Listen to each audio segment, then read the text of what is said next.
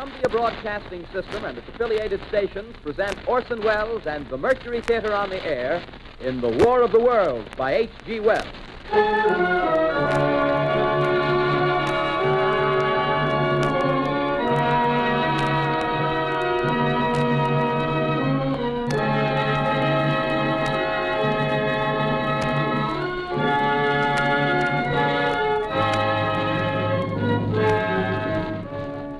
Ladies and gentlemen, the director of the Mercury Theater and star of these broadcasts, Orson Welles.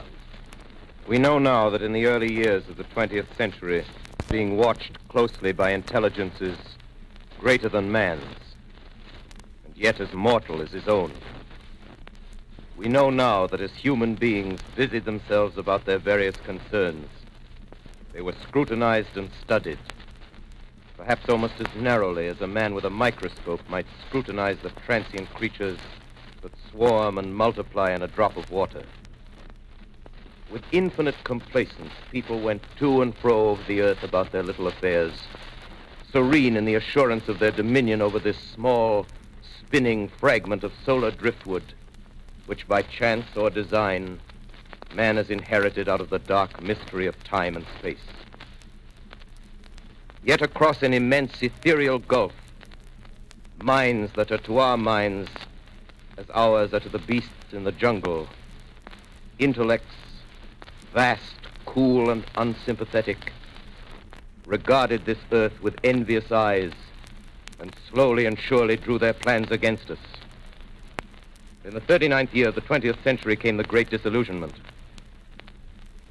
Near the end of October, business was better. The war scare was over. More men were back at work. Sales were picking up. On this particular evening, October 30th, the Crosley service estimated that 32 million people were listening in on radios. For the next 24 hours, not much change in temperature. A slight atmospheric disturbance of undetermined origin is reported over Nova Scotia, causing a low-pressure area to move down rather rapidly over the northeastern states, bringing a forecast of rain accompanied by winds of light gale force. Maximum temperature 66, minimum 48. This weather report comes to you from the Government Weather Bureau. We take you now to the Meridian Room in the Hotel Park Plaza in downtown New York, where you will be entertained by the music of Raymond Raquello and his orchestra.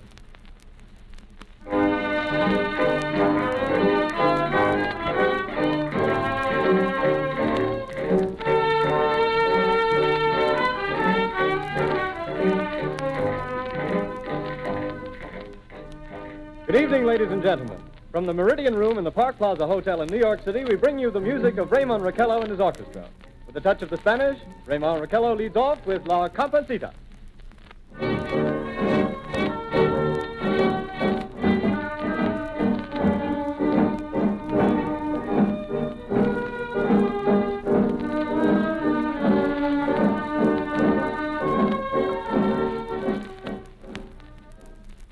Ladies and gentlemen, we interrupt our program of dance music to bring you a special bulletin from the Intercontinental Radio News. At 20 minutes before 8 Central Time, Professor Farrell of the Mount Jennings Observatory, Chicago, Illinois, reports observing several explosions of incandescent gas occurring at regular intervals on the planet Mars. The spectroscope indicates the gas to be hydrogen and moving toward the Earth with enormous velocity. Professor Pearson of the observatory at Princeton confirms Farrell's observation and describes the phenomenon as, quote, like a jet of blue flame shot from a gun, unquote. We now return you to the music of Raymond Raquello, playing for you in the Meridian Room of the Park Plaza Hotel, situated in downtown New York.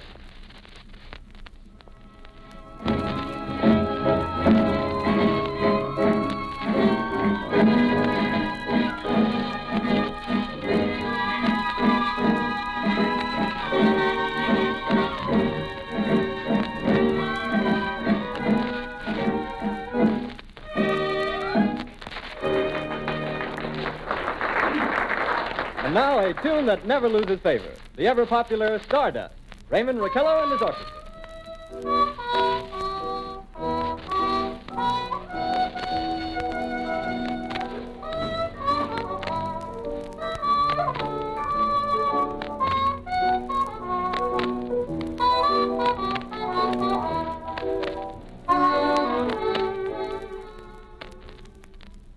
Ladies and gentlemen, following on the news given in our bulletin a moment ago, the Government Meteorological Bureau has requested the large observatories of the country to keep an astronomical watch on any further disturbances occurring on the planet Mars. Due to the unusual nature of this occurrence, we have arranged an interview with the noted astronomer, Professor Pearson, who will give us his views on this event. In a few moments, we will take you to the Princeton Observatory at Princeton, New Jersey. We return you until then to the music of Ramon Raquello and his orchestra.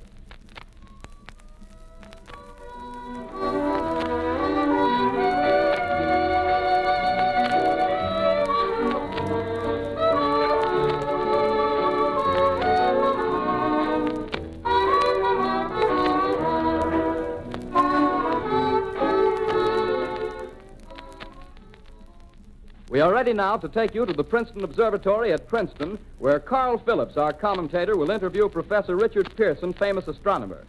We take you now to Princeton, New Jersey. Good evening, ladies and gentlemen. This is Carl Phillips speaking to you from the observatory at Princeton.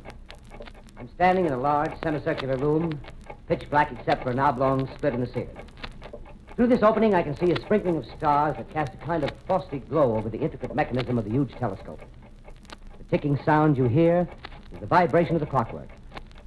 Professor Pearson stands directly above me on a small platform, peering through the giant lens. I'll ask you to be patient, ladies and gentlemen, during any delay that may arise during our interview.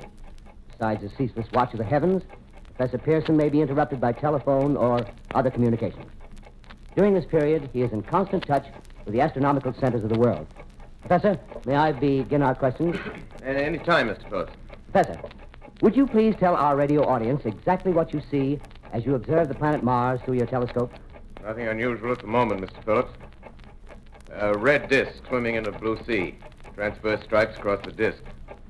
Quite distinct now because Mars happens to be at the point nearest the Earth, in opposition, as we call it. In your opinion, what do these transverse stripes signify, Professor Pearson? Not canals, I can assure you, Mr. Phillips. Although that's the popular conjecture of those who imagine Mars to be inhabited. From a scientific viewpoint, the stripes are merely the result of atmospheric conditions peculiar to the planet. Then you're quite convinced, as a scientist, that living intelligence as we know it does not exist on Mars? I should say the chances against it are 1,000 to 1. And yet, how do you account for these gas eruptions occurring on the surface of the planet at regular intervals? Phillips, I cannot account for it. By the way, Professor, for the benefit of our listeners, how far is Mars from the Earth? Approximately 40 million miles. Well, that seems a safe enough distance. Just a moment, ladies and gentlemen. Someone has just handed Professor Pearson a message. While he reads it, let me remind you that we are speaking to you from the observatory in Princeton, New Jersey, where we are interviewing the world-famous astronomer, Professor Pearson. One moment, please. Professor Pearson has passed me a message which he has just received. Professor, may I read the message to the listening audience? Certainly, Mr. Phillips. Ladies and gentlemen, I shall read you a wire addressed to Professor Pearson from Dr. Gray of the Natural History Museum, New York. Quote, 9:15 p.m. Eastern Standard Time. Seismograph registered shock of almost earthquake intensity occurring within a radius of 20 miles of Princeton. Please investigate. Signed, Lloyd Gray, Chief of Astronomical Division. Unquote. Professor Pearson, could this occurrence possibly have something to do with the disturbances observed on the planet Mars? Hardly, Mr. Phillips. This is probably a meteorite of unusual size, and its arrival at this particular time is merely a coincidence. However, we shall conduct a search as soon as daylight permits. Thank you, Professor.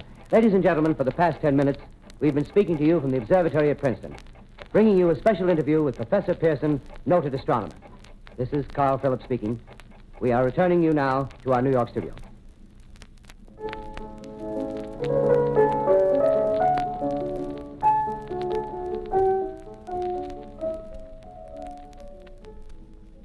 Ladies and gentlemen, here is the latest bulletin from the Intercontinental Radio News.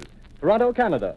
Professor Morse of Macmillan University reports observing a total of 3 explosions on the planet Mars between the hours of 7:45 p.m. and 9:20 p.m. Eastern Standard Time. This confirms earlier reports received from American observatories. Now, nearer home, comes a special bulletin from Trenton, New Jersey. It is reported that at 8:50 p.m., a huge flaming object, believed to be a meteorite, fell on a farm in the neighborhood of Grover's Mill, New Jersey, 22 miles from Trenton. The flash in the sky was visible within a radius of several hundred miles, and the noise of the impact was heard as far north as Elizabeth. We have dispatched a special mobile unit to the scene, and we'll have our commentator, Carl Phillips, give you a word picture of the scene as soon as he can reach there from Princeton. In the meantime, we take you to the Hotel Martinet in Brooklyn, where Bobby Millette and his orchestra are offering a program of dance music.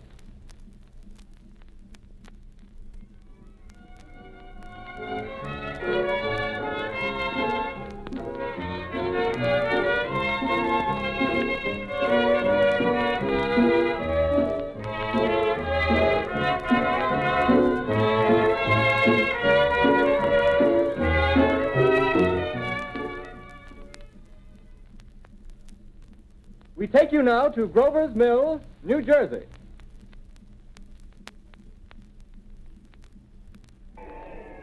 Ladies and gentlemen, this is Carl Phillips again, out at the Wilmot Farm, Grover's Mill, New Jersey.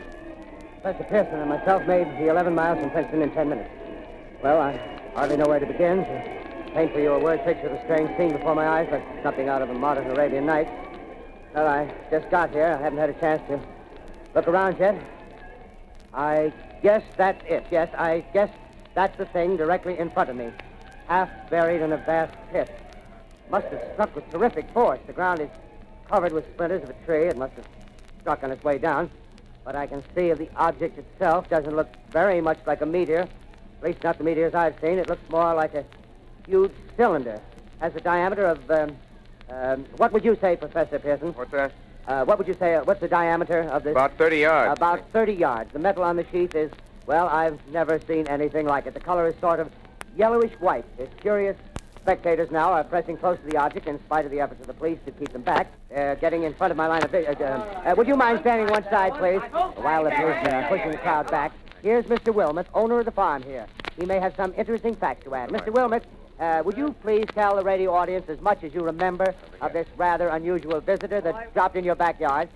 Step closer, please. Ladies and gentlemen, this is Mr. Wilmot. Well, I was listening to the radio. Closer and louder, please. Pardon me? Louder, please, closer. Yes. I was listening to the radio and kind of drowsing. That professor fellow was talking about Mars, so I was half dozing and half... Yes, Mr. Wilmot, and then what happened? Well, as I was saying, I was listening to the radio, kind of halfway. Yes, Mr. Wilmot, and then you saw something. Well, not first off. I heard something. And what did you hear? A hissing sound like this. Kind of like a 4th of July rocket. Yes, then what? I turned my head out the window and would have sworn I was asleep and dreaming. Yes? I seen a kind of greenish streak and then zingo.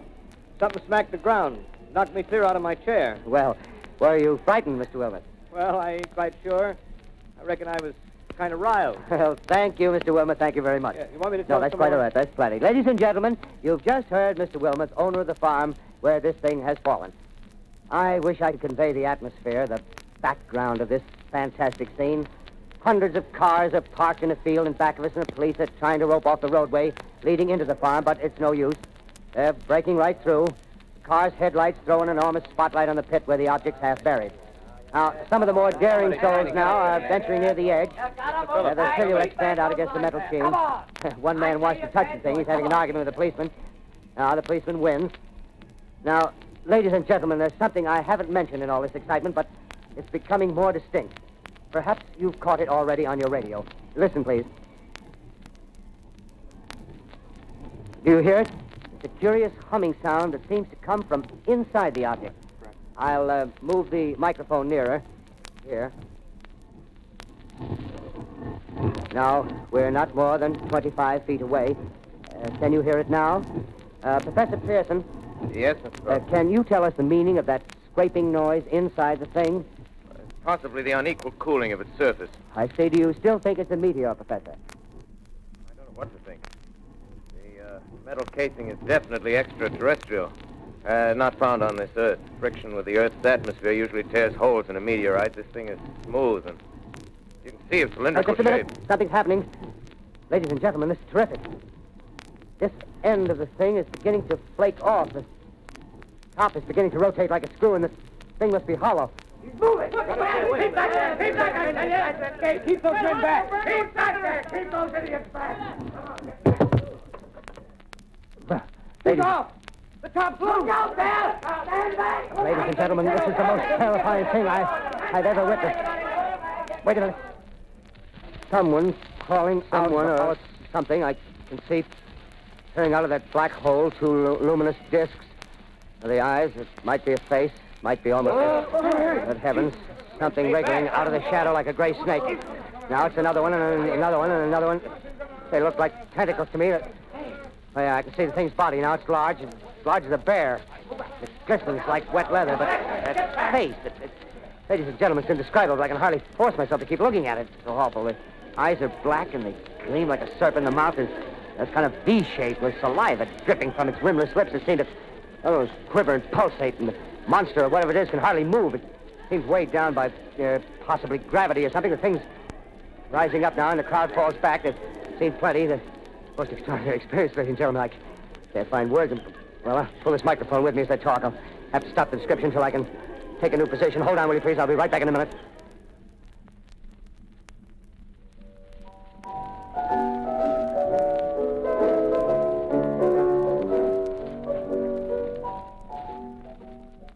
We are bringing you an eyewitness account of what's happening on the Wilmuth Farm, Grover's Mill, New Jersey.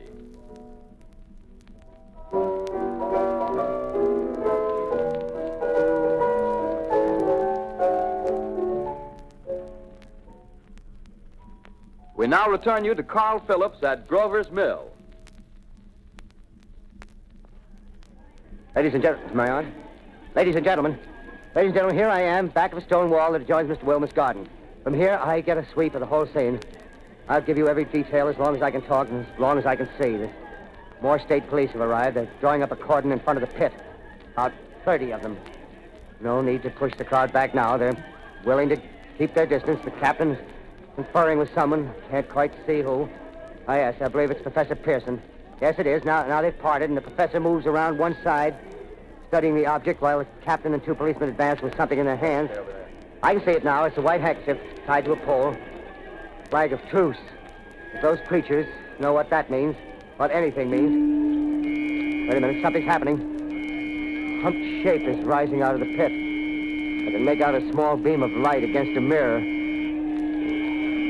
What's that? There's a jet of flame springing from the mirror, and it leaps right at the advancing men. It strikes them head on. Lord, they're turning into flames. Now the whole field's caught up by the woods, the barns, the gas tanks of the automobiles spreading everywhere. It's coming this way now, about 20 yards to my right.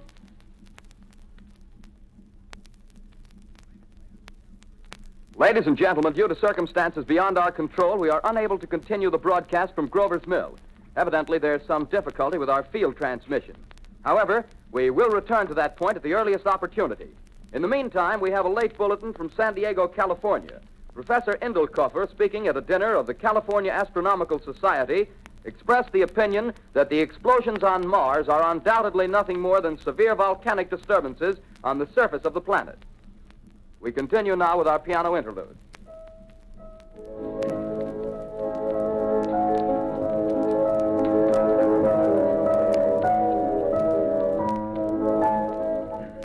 Ladies and gentlemen, I've just been handed a message that came in from Grover's Mill by telephone. Just one moment, please. At least 40 people, including 6 state troopers, lie dead in a field east of the village of Grover's Mill. Their bodies burned and distorted beyond all possible recognition. The next voice you hear will be that of Brigadier General Montgomery Smith, commander of the state militia at Trenton, New Jersey. I have been requested by the governor of New Jersey to place the counties of Mercer and Middlesex as far west as Princeton and east to Jamesburg under martial law. No one will be permitted to enter this area except by special pass issued by state or military authorities. 4 companies of state militia are proceeding from Trenton to Grover's Mill and will aid in the evacuation of homes within the range of military operations. Thank you. You have just been listening to General Montgomery Smith, commanding the state militia at Trenton. In the meantime, further details of the catastrophe at Grover's Mill are coming in. The strange creatures, after unleashing their deadly assault, crawled back in their pit and made no attempt to prevent the efforts of the firemen to recover the bodies and extinguish the fire. The combined fire departments of Mercer County are fighting the flames which menace the entire countryside. We have been unable to establish any contact with our mobile unit at Grover's Mill, but we hope to be able to return you there at the earliest possible moment. In the meantime, we take you to... Just one moment, please. Ladies and gentlemen, I have just been informed that we have finally established communication with an eyewitness of the tragedy. Professor Pearson has been located at a farmhouse near Grover's Mill, where he has established an emergency observation post. As a scientist, he will give you his explanation of the calamity. The next voice you hear will be that of Professor Pearson, brought to you by direct wire. Professor Pearson. Of the creatures in the rocket cylinder at Grover's Mill, I can give you no authoritative information, either as to their nature, their origin, or their purposes here on Earth. Of their destructive instrument, I might venture some conjectural explanation. For want of a better term, I shall refer to the mysterious weapon as a heat ray. It's all too evident that these creatures have scientific knowledge far in advance of our own. It's my guess that in some way they are able to generate an intense heat in a chamber of practically absolute non-conductivity. This intense heat they project in a parallel beam against any object they choose by means of a polished parabolic mirror of unknown composition, much as the mirror of a lighthouse projects a beam of light. That is my conjecture of the origin of the heat ray. Thank you, Professor Pearson. Ladies and gentlemen, here is a bulletin from Trenton. It is a brief statement informing us that the charred body of Carl Phillips has been identified in a Trenton hospital. Now, here's another bulletin from Washington, D.C. The Office of the Director of the National Red Cross reports 10 units of Red Cross emergency workers have been assigned to the headquarters of the state militia, stationed outside of Grover's Mill, New Jersey. Here's a bulletin from State Police, Princeton Junction. The fires at Grover's Mill and vicinity are now under control. Scouts report all quiet in the pit, and there is no sign of life appearing from the mouth of the cylinder. Now, ladies and gentlemen, we have a special statement from Mr. Harry McDonald, Vice President in charge of operations. We have received a request from the state militia of Trenton to place at their disposal our entire broadcasting facilities. In view of the gravity of the situation, and believing that radio has a responsibility to serve in the public interest at all times, we are turning over our facilities to the state militia at Trenton. We take you now to the field headquarters of the state militia near Grover's Mill, New Jersey. This is Captain Lansing of the Signal Corps, attached to the state militia, now engaged in military operations in the vicinity of Grover's Mill. Situation arising from the reported presence of certain individuals of unidentified nature is now under complete control. The cylindrical object, which lies in a pit directly below our position, surrounded on all sides by 8 battalions of infantry, without heavy field pieces, but adequately armed with rifles and machine guns. All cause for alarm, if such cause ever existed, is now entirely unjustified. Things, whatever they are, do not even venture to poke their heads above the pit. I can see their hiding place plainly in the glare of the searchlights here.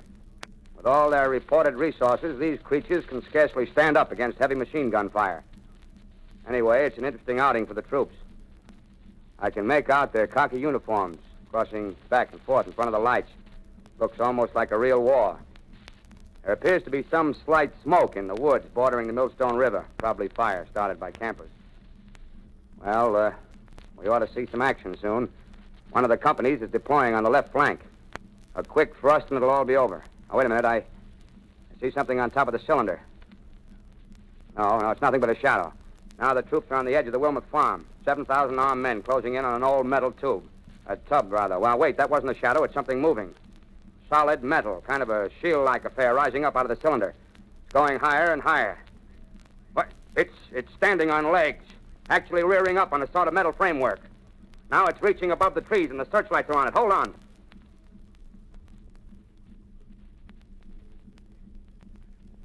Ladies and gentlemen, I have a grave announcement to make.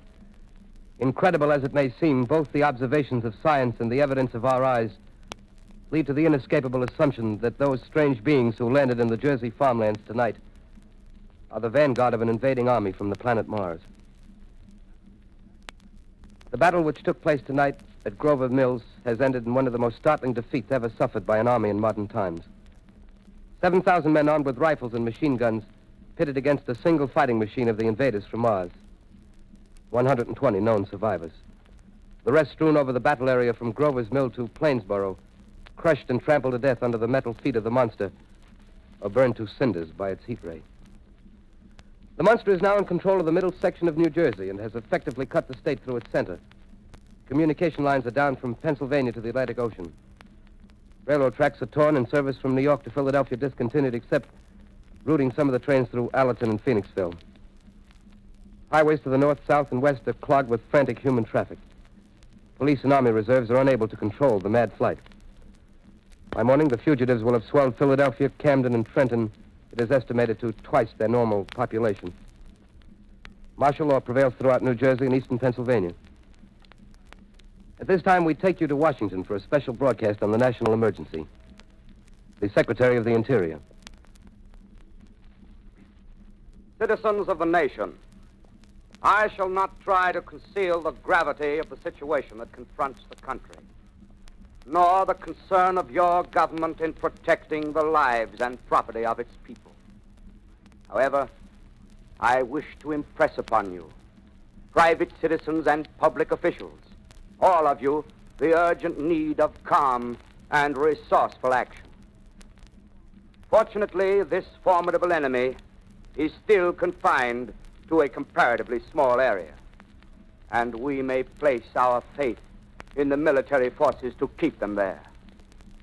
In the meantime, placing our faith in God, we must continue the performance of our duties, each and every one of us, so that we may confront this destructive adversary with a nation united, courageous, and consecrated to the preservation of human supremacy on this earth. I thank you. You have just heard the Secretary of the Interior speaking from Washington. Bulletins too numerous to read are piling up in the studio here. We're informed that the central portion of New Jersey is blacked out from radio communication due to the effect of the heat ray upon power lines and electrical equipment. Here's a special bulletin in New York. Cables have been received from English, French, and German scientific bodies offering assistance. Astronomers report continued gas outbursts at regular intervals on the planet Mars. The majority voiced the opinion that the enemy will be reinforced by additional rocket machines. There have been several attempts made to locate Professor Pearson of Princeton, who has observed Martians at close range. It is feared he was lost in the recent battle. Langham Field, Virginia. Scouting planes report 3 Martian machines visible above treetops, moving north toward Somerville with population fleeing ahead of them. The heat ray is not in use, although advancing at express train speed, invaders pick their way carefully. They seem to be making a conscious effort to avoid destruction of cities and countryside. However, they stop to uproot power lines, bridges, and railroad tracks. Their apparent objective is to crush resistance, paralyze communication, and disorganize human society. Here is a bulletin from Basking Ridge, New Jersey. Coon hunters have stumbled on a second cylinder similar to the first, embedded in the great swamp 20 miles south of Morristown. Army field pieces are proceeding from Newark to blow up the second invading unit before the cylinder can be opened and the fighting machine rigged. They are taking up a position in the foothills of Watchung Mountains. Another bulletin from Langham Field, Virginia. Scouting planes report enemy machines, now 3 in number, increasing speed northward, kicking over houses and trees in their evident haste to form a conjunction with their allies south of Morristown. Machines also sighted by telephone operator east of Middlesex within 10 miles of Plainfield. Here's a bulletin from Winston Field, Long Island. A fleet of Army bombers carrying heavy explosive flying north in pursuit of enemy. Scouting planes act as guides. They keep the speeding enemy in sight. Just a moment, please, ladies and gentlemen. We've run special wires to the artillery line and adjacent villages to give you direct reports in the zone of the advancing enemy. First, we take you to the battery of the 22nd Field Artillery, located in the Watchung Mountains. Range 32 meters. 32 meters. Projection 39 degrees. 39 degrees. Fire!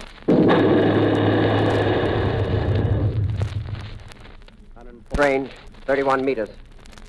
31 meters. Projection 37 degrees. 37 degrees. Fire!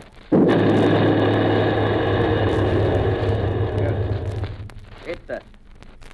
Got the tripod of one of them. They're stopped.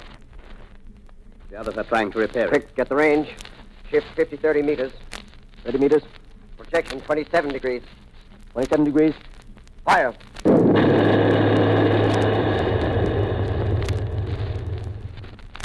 Can't see the shell answer. Letting off a smoke. What is it? Black smoke, sir. Moving this way. Lying close to the ground. Moving fast. Put on gas masks. Get ready to fire. Shift to 24 meters. 24 meters. Projection 24 degrees. 24 degrees. Fire.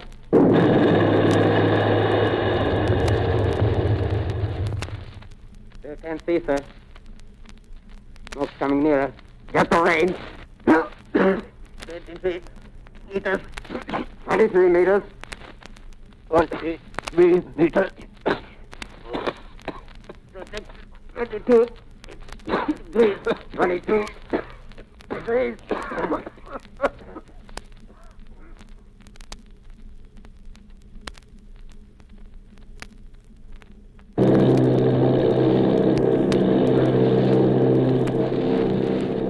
Army bombing plane V-843 off Bayonne, New Jersey. Lieutenant Vogt, commanding 8 bombers, reporting to Commander Fairfax, Langham Field.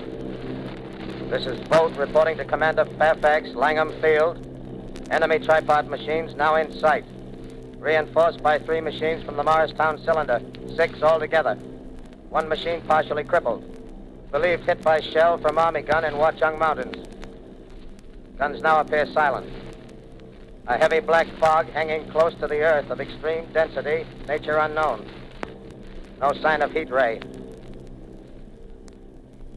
Enemy now turns east, crossing Passaic River into the Jersey marshes. Another straddles the Pulaski Skyway. Evident objective is New York City. They're pushing down a high-tension power station. The machines are close together now, and we're ready to attack. Planes circling, ready to strike. 1,000 yards, and we'll be over the first.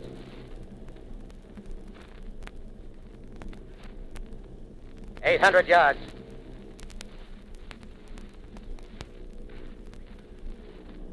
$600.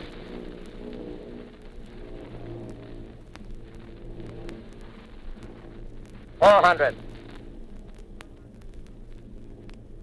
200. There they go. The giant arm raised. Green flash. They're spraying us with flame. 2,000 feet. Engines are giving out. No chance to release bombs. Only one thing left. Drop on them, plane and all. We're diving on the first one. Now the engine's gone. 8.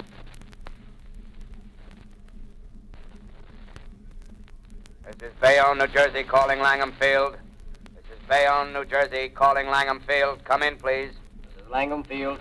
Go ahead. 8 Army bombers in engagement with enemy tripod machines over Jersey Flats. Engines incapacitated by heat ray. All crashed. 1 enemy machine destroyed. Enemy now discharging heavy black smoke in direction of... Newark, New Jersey. This is Newark, New Jersey. Warning. Poisonous black smoke pouring in from Jersey marshes. Reach at South Street. Gas masks useless. Urge population to move into open spaces. Automobiles use routes 7, 23, 24. Avoid congested areas. Smoke now spreading over Raymond Boulevard.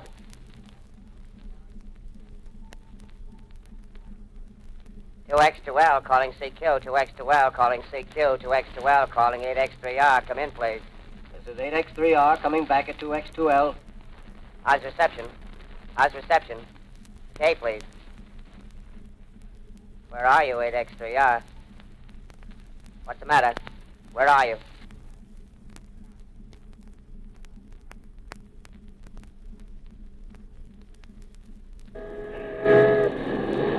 I'm speaking from the roof of Broadcasting Building. New York City. The bells you hear are ringing to warn the people to evacuate the city as Martians approach. Estimated in the last 2 hours, 3 million people have moved out along the roads to the north. Hutchison River Parkway is still kept open for motor traffic. Avoid bridges to Long Island, hopelessly jammed. All communication with Jersey Shore closed 10 minutes ago. No more defenses. Our army is wiped out. Artillery, Air Force, everything wiped out. This may be the last broadcast. We'll stay here to the end. People are holding service here below us in the cathedral. Now I look down the harbor, all manner of boats, overloaded with fleeing population pulling out from docks. Streets are all jammed. Noise and crowds like New Year's Eve in city. Wait a minute, the enemy is now in sight above the Palisades. Five great machines.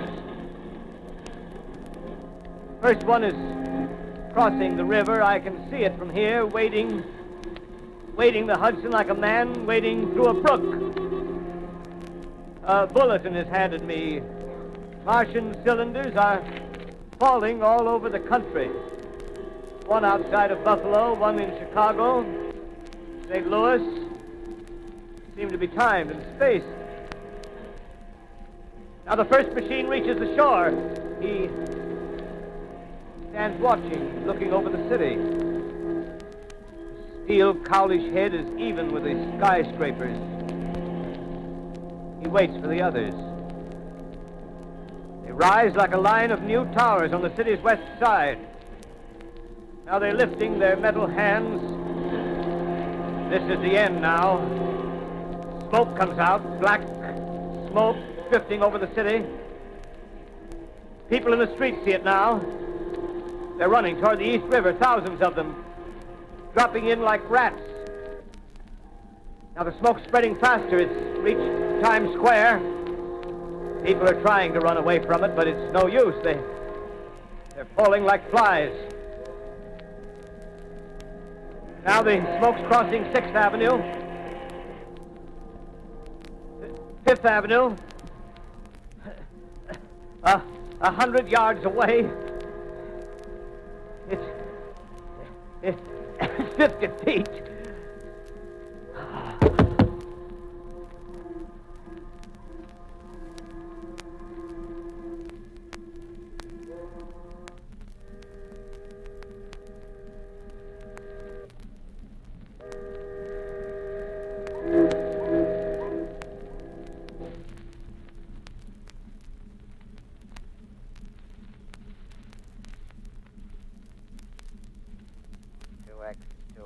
Calling CQ.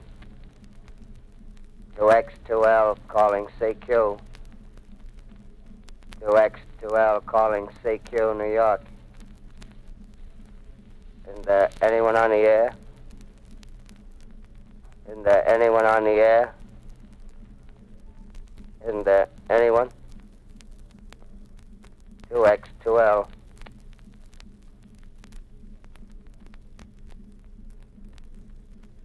You are listening to a CBS presentation of Orson Welles and the Mercury Theater on the Air in an original dramatization of The War of the Worlds by H.G. Wells. The performance will continue after a brief intermission. This is the Columbia Broadcasting System. The War of the Worlds by H.G. Wells, starring Orson Welles and the Mercury Theater on the Air.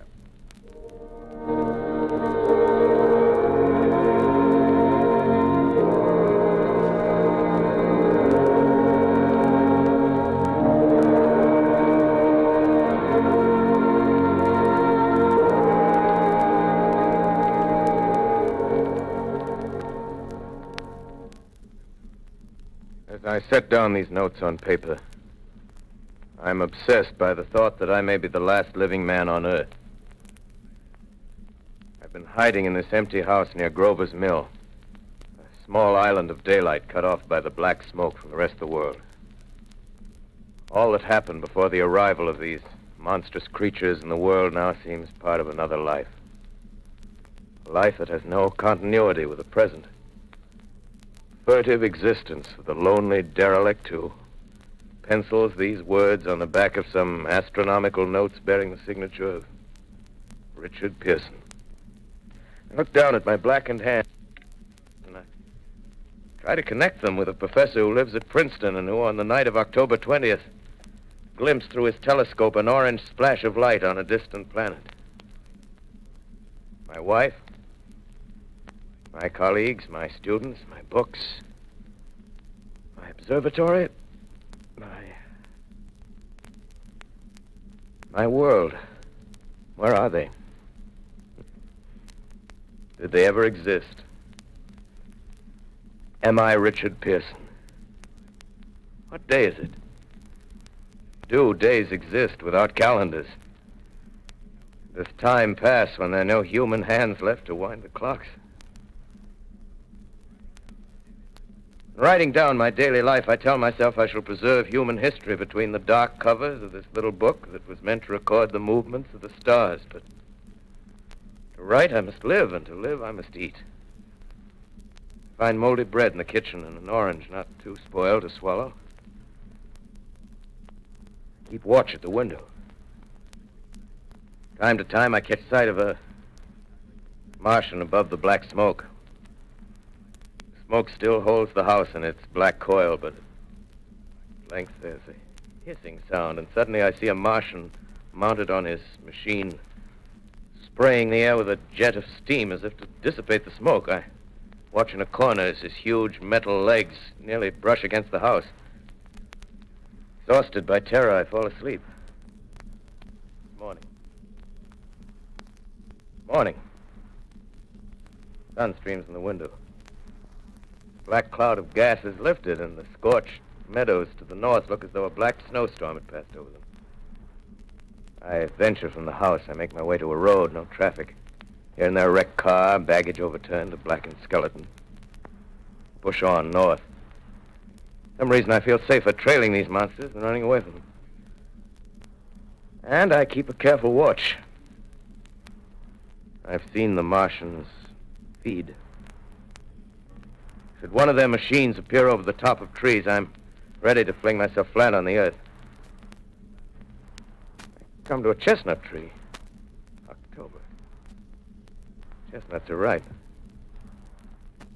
Fill my pockets. I must keep alive. 2 days I wander in a vague northerly direction through a desolate world. Finally, I notice a living creature. A small red squirrel in a beech tree. I stare at him and wonder. He stares back at me. I believe at that moment the animal and I shared the same emotion. The joy of finding another living being. Push on north. I find dead cows in a brackish field, and beyond the charred ruins of a dairy and a silo remain standing guard over the wasteland like a lighthouse, deserted by the sea. Astride the silo perches a weathercock. The arrow points north. North. Next day, I come to a city. City vaguely familiar in its contours, yet its buildings strangely dwarfed and leveled off as if a giant had sliced off its highest towers with a capricious sweep of his hand. Reached the outskirts. I found Newark. Newark, undemolished but humbled by some whim of the advancing Martians. Presently, with an odd feeling of being watched, I caught sight of something crouching in a doorway. I made a step towards it, and it rose up and became a man. A man armed with a large knife. Stop! Where do you come from? I come from many places. A long time ago, from Princeton. Princeton, huh? That's near Grover's Mill. Yes. Grover's Mill. There's no food here. This is my country. All this end of town down the river. There's only food for one. Which way are you going? I don't know. I guess I'm looking for people. Hey, what was that? Did you hear something just then? No. Only a bird. A live bird. Yeah. You get to know that birds have shadows these days. Say, we're in the open here. Let's crawl in this doorway here and talk. Have you seen any Martians? No. They're going over to New York. Night, the sky's alive with their lights, just as if people were still living in it. By daylight, you can't see them. 5 days ago, a couple of them carried something big across the flats from the airport. I think they're learning how to fly. Fly? Yeah, fly.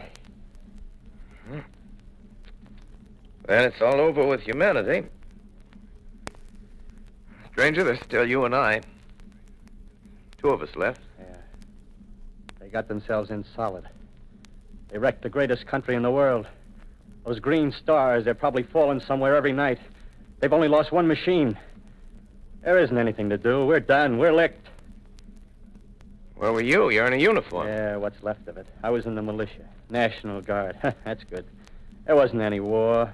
Any more than there's war between men and ants. Yes, but we're eatable ants. I found that out. What'll they do to us? I thought it all out. Right now, we're caught as we're wanted. The Martian only has to go a few miles to get a crowd on the run. But they won't keep on doing that. They'll begin catching us systematic, like keeping the best and storing us in cages and things. They haven't begun on us yet. Not begun? Not begun. All that's happened so far is because we don't have sense enough to keep quiet. Bothering them with guns and such stuff and losing our heads and rushing off in crowds. Now, instead of our rushing around blind, we got to fix ourselves up according to the way things are now. Cities, nations, civilization, progress. Yes, but if that's so, what is there to live for? Well, there won't be any more concerts for 1,000,000 years or so, and no nice little dinners at restaurants. If it's amusement you're after, I guess the game's up. What is there left? Life, that's what. I want to live. Yeah, and so do you. We're not going to be exterminated. And I don't mean to be caught either. Tamed and fattened and bred like an ox. What are you going to do? I'm going on. Right under their feet. I got a plan.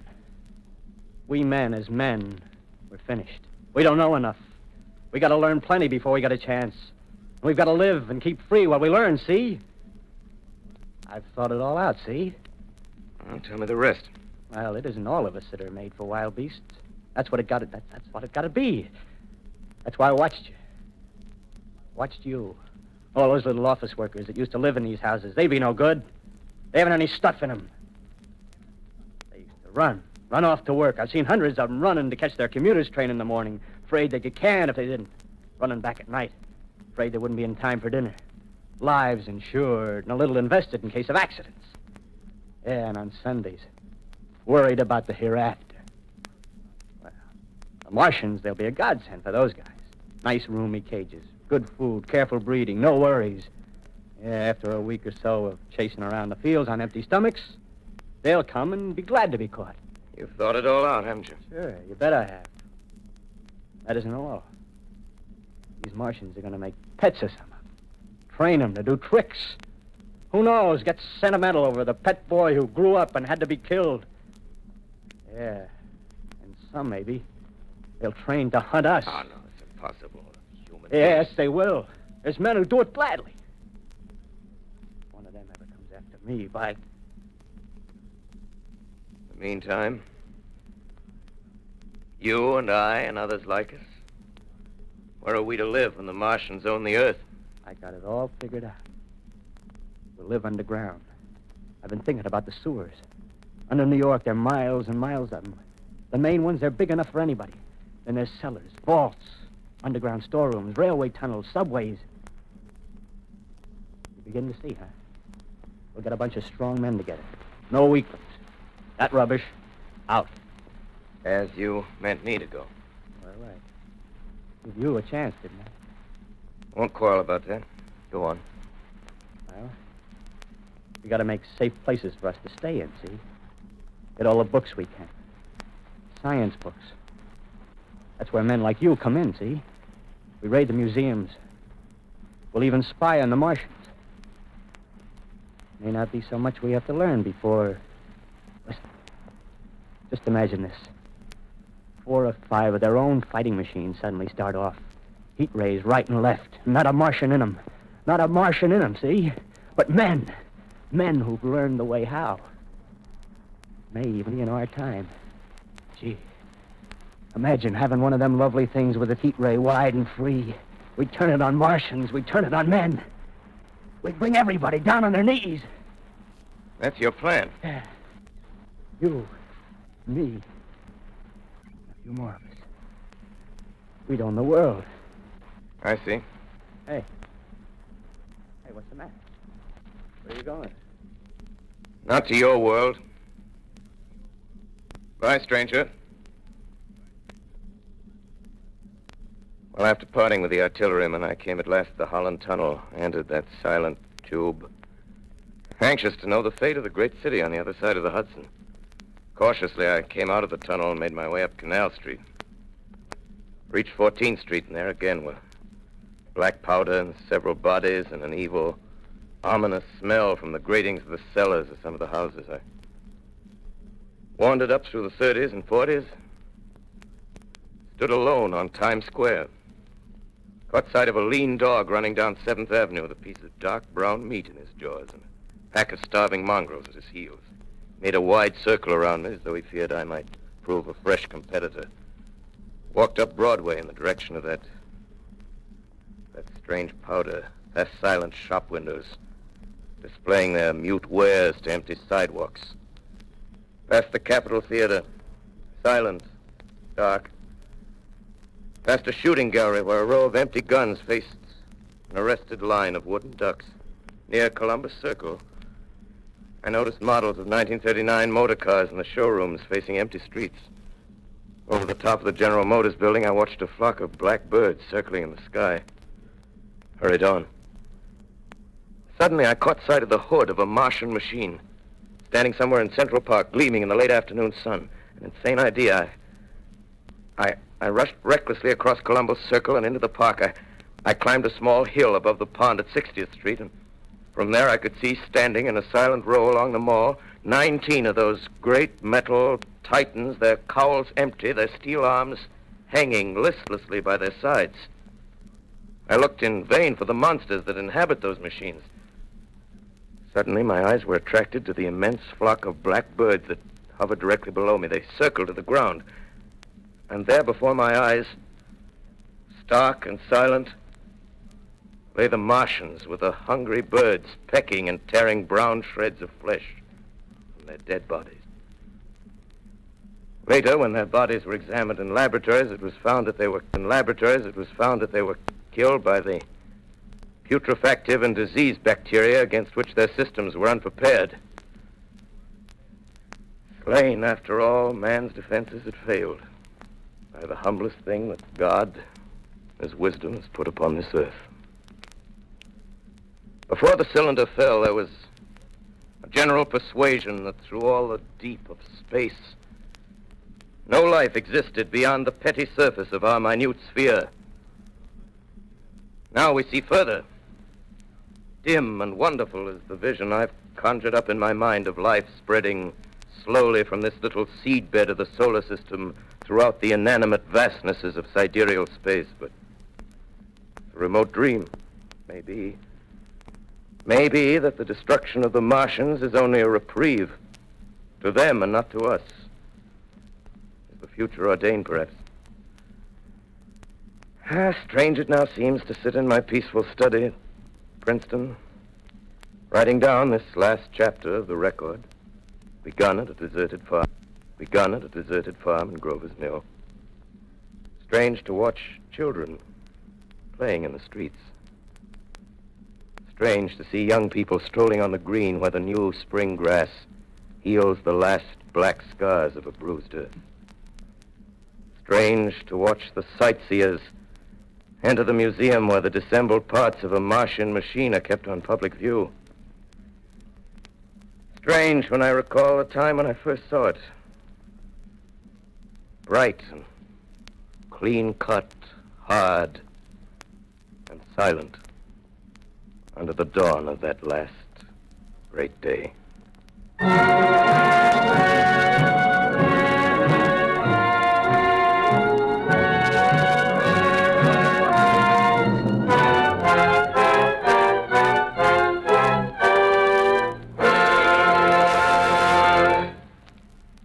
This is Orson Welles, ladies and gentlemen. Out of character, to assure you that the War of the Worlds has no further significance than as the holiday offering it was intended to be. The Mercury Theater's own radio version of dressing up in a sheet and jumping out of a bush and saying boo. Starting now, we couldn't soap all your windows and steal all your garden gates. By tomorrow night, so we did the best next thing. We annihilated the world before your very ears and utterly destroyed the CBS. You will be relieved, I hope, to learn that we didn't mean it, and that both institutions are still open for business. So goodbye, everybody, and remember, please, for the next day or so, the terrible lesson you learned tonight. That grinning, glowing, globular invader of your living room is an inhabitant of the pumpkin patch, and if your doorbell rings and nobody's there, that was no Martian, it's Halloween.